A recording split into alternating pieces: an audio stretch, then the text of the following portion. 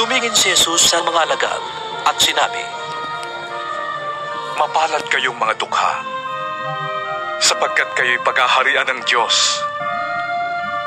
Mapalad kayong mga nagugutom ngayon, sapagkat kayo'y bubusugin ng Diyos. Mapalad kayong mga tumatangis ngayon, sapagkat kayo'y magagalak. Mapalad kayo kung dahil sa inyong pagsunod sa anak ng tao ay kinapupuotan kayo, ipinagtatabuyan at nilalait ng mga tao at pinagbibintangang kayo ay masama. Magalak kayo at tumalon sa tuwa kung ganoon ang mangyari sa inyo, sapagkat malaki ang inyong gantimpala sa langit.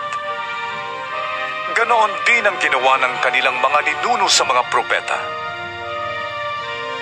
Ngunit kahabag-habag kayong mga mayayaman ngayon, sapagkat natamasa na ninyo ang kaginhawahan. Kahabag-habag kayong mga busog ngayon, sapagkat kayo ay magugutom.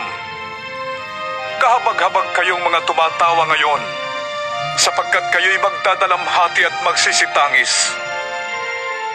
Kahabag-habag kayo kung kayo'y pinupuri ng lahat ng tao, sapagkat gayon din ang ginawa ng kanilang mga ninuno sa mga huwad na propeta.